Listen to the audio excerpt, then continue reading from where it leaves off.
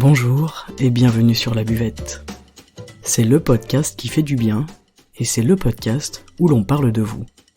Je m'appelle Margot Bussière, je suis coach de vie humaniste et à travers ce podcast, je vous accompagne vers un mieux-être, un mieux vivre, un épanouissement intérieur ainsi qu'un éveil de votre conscience et pourquoi pas de votre spiritualité.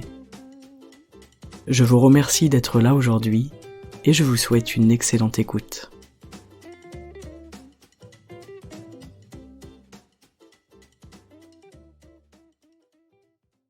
Salut les amis et bienvenue sur La Buvette. Je vous propose un nouveau format. Chaque mercredi, un sujet discuté en 5 minutes. Aujourd'hui, j'aimerais vous parler du besoin et de la dépendance dans les situations relationnelles que l'on vit au quotidien. La dimension du besoin de l'autre, elle imprime la notion de dépendance. Alors sachons-le, avant même de venir au monde dans le ventre de notre maman, nous sommes dépendants de la vie organique. Et une fois que l'on naît, on devient dépendant de nos parents, de nos proches et des humains qui sont présents autour de nous et qui s'occupent de nous. On commence donc notre vie en étant totalement dépendant. Dans un premier temps de notre mère qui nous protège physiquement, et ensuite d'autres personnes qui nous entourent. Nous ne sommes pas protégés par contre des chocs émotionnels, mais nous gardons en nous le souvenir d'un lieu sécurisant, celui du ventre de la maman. Ce ventre, il reste vraiment le lieu où on se sent le plus protégé de notre vie. Alors cette dépendance, elle implique la notion que l'autre est à notre service. Parce qu'en fait, on a acquis la mémoire où sans rien faire, sans rien demander, on obtient.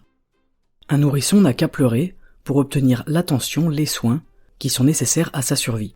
Dans le couple d'ailleurs, on peut avoir tendance à fonctionner de la même manière.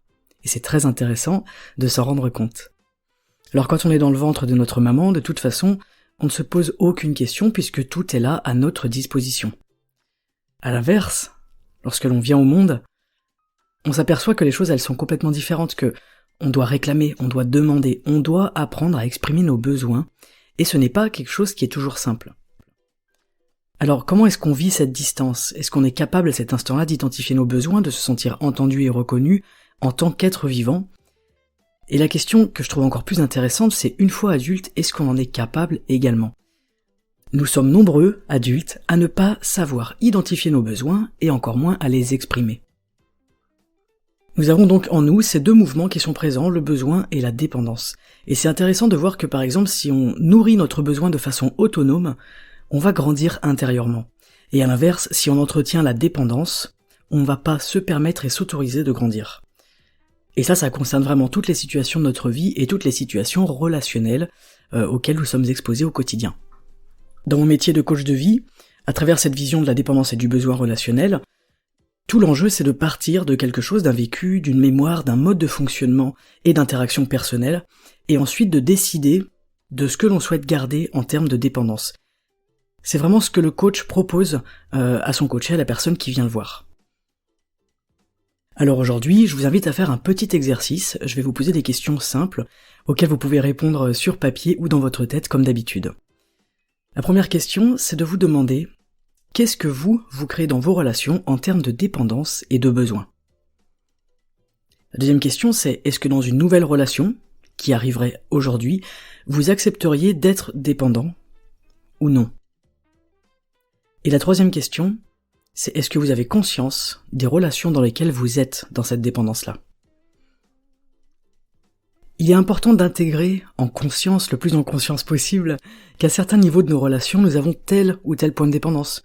Et ensuite, on peut choisir de l'accueillir, de l'accepter, mais surtout d'en prendre la responsabilité. En fait, c'est ça qui est important.